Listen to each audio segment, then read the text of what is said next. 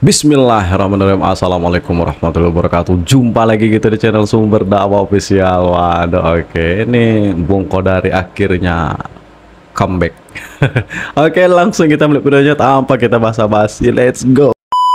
Tapi balik lagi, tadi kita diskusi soal wawancara beliau di Liputan 6 dan di mana? Di Akbar Faisal, Sensor, ya. Sebetulnya ada dua hoax yang dia jadikan dasar argumentasi di situ. Pertama, ketika dia menyebut nama Muhammad Kodari sudah mengetahui hasil. Jadi dia bilang pemilu sekarang ini kayak Orde Baru, karena sudah tahu hasil sebelum coblosan gitu. Loh, saya itu nggak pernah tahu angkanya para calon presiden ini akan berapa. Gitu. Terus terang di kalangan 02 sendiri, pendukung 02 itu, kaget juga angkanya 58. Iya, kaget. Iya, ekspektasi atau estimasi cuman mungkin 53. 54 maksimal kan, ternyata 58. Masya Allah, pokoknya. Bahwasannya saya atau beberapa orang atau orang-orang pendukung 02 bisa yakin ya bahwa Prabowo menang ya karena memang data surveinya menunjukkan kita unggul. Kita yakin bahwa bisa sekali putaran karena potensinya memang ada. Ya, betul. Coba lihat survei terakhir kan kira-kira 10 hari sebelum coblosan kan angkanya udah tembus. Iya, betul, Bang. Menyala angkanya gitu loh.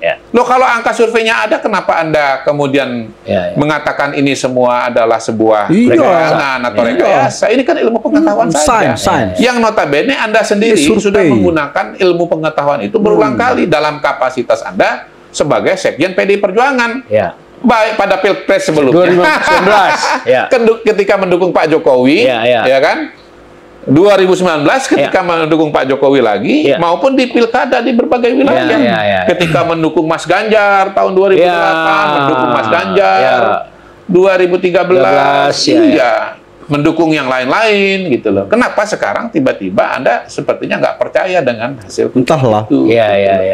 Jadi kalau kita bicara nggak percaya dengan survei gitu, jadi kalau kita sudah tahu dari hasil survei, ya bukan berarti itu kecurangan. Kita tahu dari survei kok, kita nanya sama masyarakat yang merupakan pemilik suara. Riset.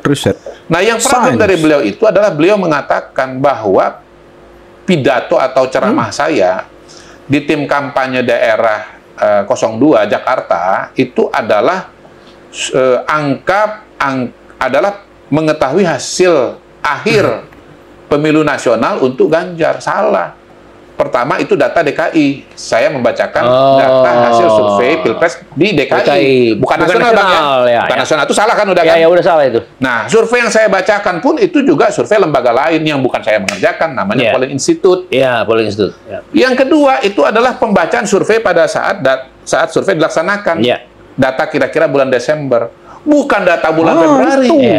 Nah, saya sudah mengklarifikasi bahwa ini hoax beberapa hari setelah hoax ini muncul di media sosial, di X _Twitter. Saya sudah jelaskan di berita, saya sudah jelaskan di berbagai forum, podcast, gitu. Nah, mengapa saya sudah jelaskan seperti itu? Mas Hasto masih menuduh saya mengetahui hasil.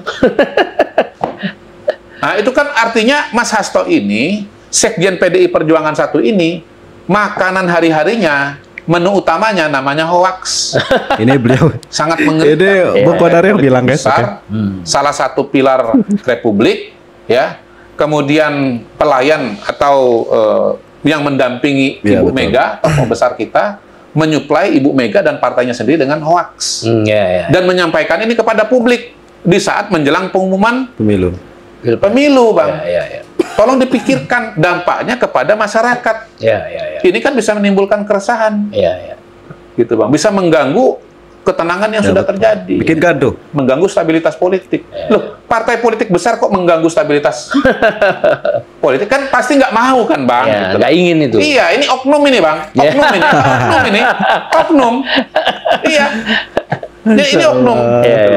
Nah, karena posisinya oknum ini bisa mempengaruhi alam pikiran dari partainya, langkah-langkah politik dari partainya, tentunya berbahaya. Nah, yang juga adalah hoax, ya. Pak Hasto ini makan hoax yang kedua, dan dia ulangi lagi di dua wawancara itu, adalah ketika dia mengatakan bahwa di luar negeri yang unggul adalah pasangan Ganjar Mahfud. Berdasarkan exit poll yang menurut saya hoax juga. Karena saya menerima hoax itu. beberapa hari sebelum coblosan tanggal 14 Februari, beredar meme angka exit poll di luar negeri. Yang menurut saya ini aneh. Kenapa? Satu, nggak ada nama lembaganya. Oh. Setiap quick count, exit poll kan ada lembaganya. Ada dong, iya, supaya bisa ditelusuri. Iya, yang kedua, itu dia nggak masuk akal tuh polanya itu. Misalnya ada saat exit poll berdasarkan kota, ada berdasarkan provinsi, ada berdasarkan wilayah gitu. Itu kan nggak apple to apple, Bang. Nggak apple to apple. Jadi ini aneh gitu. Nah, yang ketiga, sepengetahuan saya rasanya nggak pernah ada tradisi lembaga survei itu melakukan exit poll di luar negeri. Satu, pemilihnya terlalu sedikit. Yang kedua, biayanya terlalu besar. Nah, karena terlalu sedikit, kita fokus saja kepada exit poll atau quick count di dalam negeri. Ini kita merokok, guys. Ini agak lama. Itu sudah menggambarkan situasi dan kondisi nasional. Ya, betul. Gitu. Ilustrasinya adalah kemarin ketika data dari Papua Pegunungan dan Papua Induk belum datang ke Jakarta, belum direkapitulasi. Dan setelah kemudian data itu datang, angkanya nggak berubah jauh. Karena memang yang dari Papua Pegunungan dan Papua Selatan itu, itu jumlah pemilihnya itu tidak terlalu besar. Betul. Iya. Nah, Papua Pegunungan itu suara sah sekitar 1,1 atau 1,2 juta, Bang. Itu tidak mengubah konstelasi. Apalagi yang di luar negeri itu total suaranya dari 128 PPLN, panitia pemungutan luar negeri, itu sekitar 600.000 suara saja. Setengah dari Papua Gunung. Loh, setengah dari Papua Pegunungan. Papua Pegunungan tidak berpengaruh, apalagi di luar negeri, Bang. Iya. Nah, ini cara berpikirnya, guys. Agar cerdas. Argumentasi. Kok dari ini? Exit poll palsu itu dijadikan argumentasi untuk menyerang Pak Jokowi, menyerang pemilu sekarang ini, mengatakan bahwa yang menang adalah Ganjar Mahfud. Padahal kenyataannya setelah rekapitulasi selesai, Bang, yang menang tetap Prabowo Gibran. Dikatakan Ganjar Mahfud itu menang di luar negeri, dan kalah di dalam negeri karena di dalam negeri ada kecurangan besar-besaran berupa bansos, tekanan TNI Polri, dan kepala desa. Nah, jadi kalah Ganjar Mahfud kalah gara-gara di dalam negeri ada bansos, ada tekanan TNI dan Polri, dan kepala desa. Kalau nggak ada tekanan seperti di luar negeri, maka Ganjar Mahfud menang.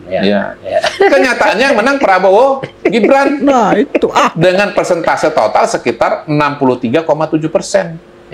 Di luar negeri. Di luar negeri 63,7%. Suara Ganjar Mahfud tetap sekitar 17%. Nggak ada bedanya. Hampir nggak ada bedanya. Nah, bahkan sebetulnya begini, kita kalau melihat angka-angka itu, justru melihat bahwa kok ketika tidak ada bansos, tidak ada TNI, tidak ada Polri, tidak ada kepala desa, malah lebih tinggi. Karena dalam negeri 58%. Jadi kacau sekali, Bang. Terbalik logikanya. Analisa, statement, pernyataan dari seorang Sekjen PDI Perjuangan yang notabene ketika berbicara pasti mewakili institusinya, menyerang Pak Jokowi, menyerang sistem pemilu di Indonesia, tapi menggunakan argumentasi yang datanya adalah hoax. Kacau, Bang. Kalau ada istilah bahwa pemilu sekarang ini brutal, Bang, saya mau bilang, sekarang ini baru ada sekjen brutal. Baru kali ada sekjen brutal, Bang. Ini beliau yang bilang. Perjuangan brutal sekali, Bang. Karena menggunakan data hoax semua untuk argumentasinya pada forum-forum resmi, Bang. Forum-forum resmi dan maksud saya forum-forum yang publik gitu loh. Media mainstream di ruang tertutup. Liputan 6 kan. Wawancara dengan media massa yang namanya liputan6.com. Wawancara dengan kanal YouTube dengan podcast yang subscribernya besar dan punya reputasi bagus seperti Akbar Faisal. Iya, Bang. Tapi channel ini juga loh. Ini brutalitas dari seorang Sekjen PDI Perjuangan bernama Hasto Kristianto. Tapi channel ini insya Allah channel fakta realita bukan hoax. Performan seorang Hasto Kristianto ini tolong dipertimbangkan dengan sangat serius. Teman-teman pengurus PDI Perjuangan di seluruh Indonesia. Jangan lihat siapa yang ngomong. Jangan lihat siapa yang ngomong. Lihatlah data-data dan informasi yang disampaikan. Silahkan Ibu Mega, Mbak Puan, Mas Prananda, Bang Oli Dondokambe, pengurus PDI Perjuangan di seluruh Indonesia, bandingkan data informasi dari Hasto dengan informasi dan data dari saya. Silahkan dibandingkan siapa yang datanya benar. Jangan lihat sayanya, Bang. Lihat datanya. Nah, bayangkan Anda punya partai, ya, pilar Republik, garda depan nasionalis Indonesia, itu sumber datanya kacau semua. Bayangkan betapa berbahayanya argumentasi, sikap politik, dan langkah-langkah politik yang akan diambil atau sudah diambil gara-gara sumber data dan informasi yang merupakan hoax. Baik, ada yang menarik lagi. Salah satu kader mereka, Said Abdullah, mendapatkan di dapilnya mendapatkan suara hampir 500.000. Lebih, Bang. 528.000. Lebih malah. Takut kita hoax kan? Ini benar. Jadi melampaui suaranya Ganjar. Gimana Ganjar Mahfud 278.000 kalau nggak salah. Nanti bisa dicek. Kenapa bisa begitu ya? Ya karena popularitas pribadi seorang Said Abdullah yang begitu luar biasa dibandingkan dengan pilpresnya dengan capres. Jadi memang ada problem daya tarik atau popularitas Ganjar Mahfud sebagai pasangan calon presiden dan wakil presiden pada tahun 2024 ini. Nggak usah nyalahkan pihak luar deh. Nggak usah mengatakan, ya ini Ganjar Mahfud kalah ini karena banyak dapat tekanan. Sekarang kita tanya, apakah Said Abdullah melakukan tekanan kepada paslon Ganjar Mahfud? Kamu gila. Apakah PDI Perjuangan mau melaporkan Said Abdullah karena melakukan kecurangan terstruktur, sistematis dan masif sehingga suaranya di atas Ganjar Mahfud? Iya. 2 kali lipat. Iya. Nggak mungkin. Iya, Bang. Iya. Jadi itu adalah popularitas seorang Said Abdullah. Dia setahu saya memang orang Madura. Dia memang betul-betul mengurus dapilnya. Dari berita saya baca di Detikcom, betul-betul punya perencanaan yang sistematis untuk berinteraksi dengan masyarakat dengan konstituennya. Digital kira-kira. Jadi ini orang yang betul-betul telaten, Bang. Nah, kalau dia telaten, disukai masyarakat, frekuensinya sama dengan masyarakatnya, dia dipilih. Ya, track record. Bukan karena dia curang, Bang. Bukan karena dia menjahati pasangan Ganjar Mahfud. Makanya kemudian dia tinggi, gitu. Nah, ilustrasi yang lain, Bang, terjadi di Jawa Barat. Oh, apa tuh? Mirip dengan Said Abdullah, tapi kali ini calon anggota DPD. Suaranya Komeng. Oh, Komeng, ya. 5,3 juta. Iya. Suaranya Ganjar Mahfud 2,8. Kaget. Parah juga. Jadi seorang Komeng itu lebih populer, lebih banyak dipilih, lebih banyak didukung oleh masyarakat Jawa Barat ketimbang Ganjar Mahfud. Nah, kalau kita bicara perbandingan, Bang. Komeng itu lawannya ada 49. Apa tuh? 49 orang. Karena caleg DPD itu 50 orang. Bayangkan seorang Komeng ditandingkan dengan 49, dia dapat 5 juta. Nah, Ganjar Mahfud ditandingkan dengan 2. Prabowo Gibran, Anies Muhaimin. Cuma dapat 2,8. Gitu. Prabowo Gibran dapat berapa belas juta di situ. Gitu. Jadi, kenapa bisa terjadi? Karena popularitas Komeng yang sedemikian tinggi. Bukan karena Komeng melakukan kecurangan TSM pada Ganjar Mahfud. Dan yang unik, Bung, ya. Menyala, Bangku. Itulah bahayanya kalau mengatakan kemenangan Prabowo Gibran itu yang begitu besar disebabkan oleh kecurangan terhadap Ganjar Mahfud. Di situ pentingnya kita bandingkan dengan Said Abdullah dan Komeng ini. Orang kalau populer ya dipilih orang. Orang kalau nggak populer ya amsyong deh. Amsyong. Gitu, sesederhana itu. Analisa Anda sangat luar biasa karena salah strategi dari awal kan. Salah strategi, Bang. Bukan kaleng-kaleng, Bung Kodari. Balik lagi kalau soal salah strategi ini kita balik kepada sekjen brutal kita itu. Sekarang siapa pertanyaan? Sekarang siapa panglima pemilu presidennya Ganjar Mahfud? Kalau menurut saya Mas Hasto. Memang bapilunya Pak Bambang Pacul, tapi saya nggak melihat Mas Bambang Pacul dominan posisinya di panggung politik yang terjadi. Bahkan Bang Pacul pernah memberikan nasihat supaya orang baik jangan dilawan. Nah, iya Bang. Pada titik itulah kemudian saya mengatakan seandainya panglima perangnya ini, panglima tempurnya, panglima pemilunya ini dari Ganjar Mahfud adalah Bambang Pacul, mungkin ceritanya lain. Lain ya. Iya. Lain ya. Ya, yang hampir tahu pasti, betul, tahu betul. Yang hampir pasti saya katakan tidak akan dapat 16%. Oh iya. Iya kan? Iya. Mungkin belum tentu menang, tapi tidak lolos ke putaran kedua. Iya, kemungkinan itu ada. Pasti Mas Bambang Pacul tidak nyerang Pak Jokowi, tidak menjauh dari Pak Jokowi, tapi mendekat ke Pak Jokowi juga, karena dia sadar kolam suara terbesar adalah puas kepada Pak Jokowi, dan pemilihnya Mas Ganjar itu adalah pendukung Pak Jokowi.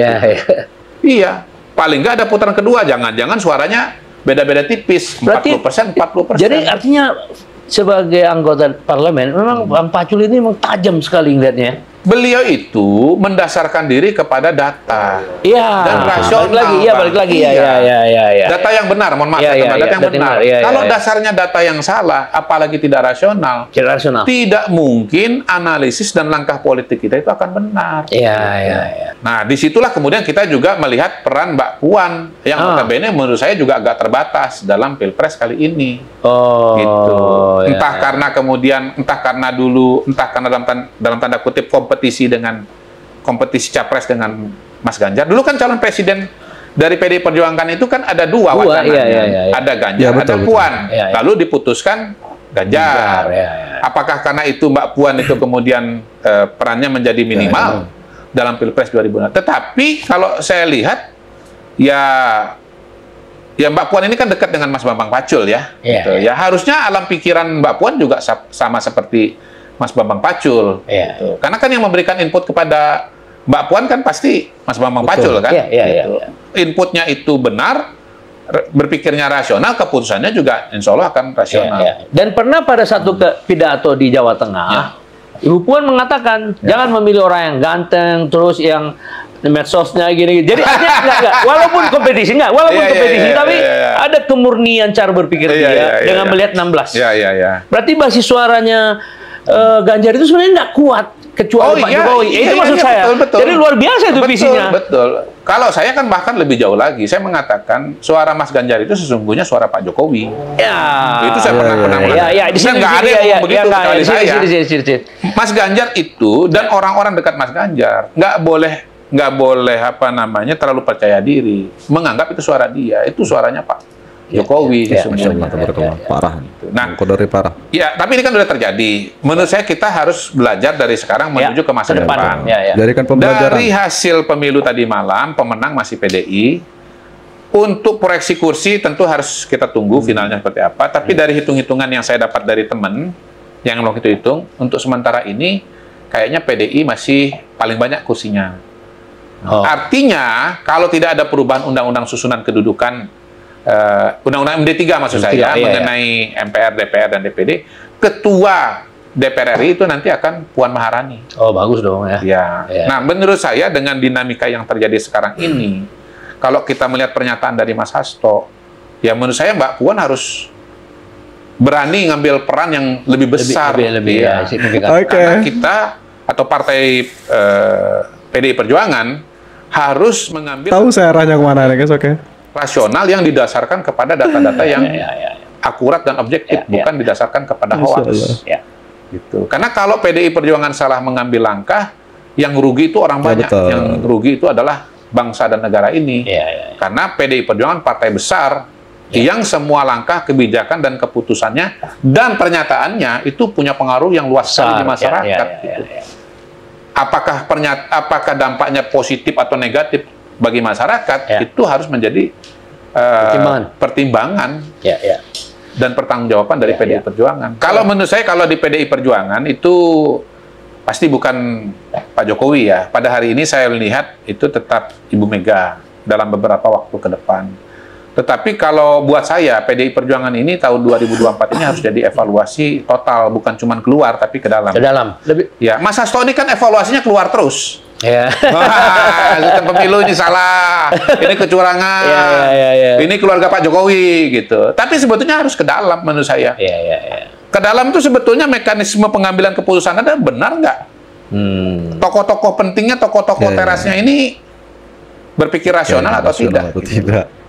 Ya, balik lagi, kalau Anda dasar pijakannya salah, risetnya salah, datanya salah, datanya hoax, bagaimana Anda bisa berharap bahwa pernyataan Anda akan akurat? Bagaimana Anda berharap langkah politik Anda akan benar? Bagaimana berharap Anda akan menang? Jadi hemat saya, ini saya membalikan Mas Hasto nih. Dalam 2 kali podcast itu, dia mengatakan ini problem di luar. Dia ngajak ngelihat masalah itu ada di luar. Padahal masalahnya menurut saya di dalam. Di dalam. Gitu. Jadi balik lagi, yang harus nonton podcast dengan Bang Panangian ini menurut saya nomor 1 adalah teman-teman kader-kader PDI Perjuangan, pengurus PDI Perjuangan seluruh Indonesia. Dan satu pesan dari Bang Kodari, pernah 03 katanya. Pesan aja Bang, menurut saya PDI Perjuangan ini, kita harus fokus lah untuk diskusi kali ini Bang. Tapi kita nggak keluar dulu. Karena baik. PDI Perjuangan ini, partai besar, partai pemenang, dan partai nasionalis harus dijaga dengan sebaik-baiknya. Saya setuju. Nah, ada surat edaran di Partai Perjuangan, PDI Perjuangan, ya tidak akan melantik orang yang tidak memenangkan Ganjar di daerahnya. Nah, itu menjadi kontroversi juga itu. Banyak orang yang ragu nanti buat tanggal 1 Oktober. Menurut saya inilah salah satu problem yang sekarang akan dihadapi di internal PDI Perjuangan. Makanya Mas Hasto ini ngelempar masalah di luar terus. Padahal di dalam ini masih banyak. Apa konsekuensi dari surat edaran itu? Apakah orang-orang seperti Said Abdullah 500.000 dan 28.000 akan tidak dilantik? Iya, gara-gara kalau Anda nggak dilantik, kalau memang Anda tidak lantik, Anda kehilangan loh seseorang yang sangat populer. Seseorang yang punya peran sangat besar dalam partai. Yang bagus kan? Termasuk di DPR. Semua tahu kapasitas dan peran Pak Said di situ sangat penting. Kalau Anda tidak lantik, berarti Anda bertentangan dengan surat edaran Anda sendiri. Anda kalau melantik Said Abdullah, Mas Hasto, Anda bertentangan dengan surat edaran Anda sendiri. Dan menurut saya kasus seperti Pak Said Abdullah itu mungkin bukan cuma 1, tapi ada beberapa. Pastilah. Dan kemungkinan tokoh-tokoh yang memang penting di PDI Perjuangan dan di DPR. Karena hanya orang-orang yang seperti itu yang bisa mendapatkan suara yang tinggi. Jadi PDI Perjuangan, mohon maaf, saya pada kesempatan ini izin mengatakan, di luar masalah-masalah di luar, mungkin Anda harus evaluasi banyak-banyak masalah di dalam. Agar Anda nanti bisa perform lebih baik pada pemilu berikutnya. Siap Bang. Di pilkada maupun di pemilu dan pilpres. Nah guys, itu dari Bung Kodari ya. Menyala abangku, Masya Allah, tabarakallah. Pokoknya parah sih, GG sih. Dan kalau saya mendengar statement atau mendengar podcast tadi dari Bung Kodari di channel, tak tahu, lupa saya nama channelnya bukan. Saya ingat dengan kata-kata Bung Zulpan guys, Jadi ya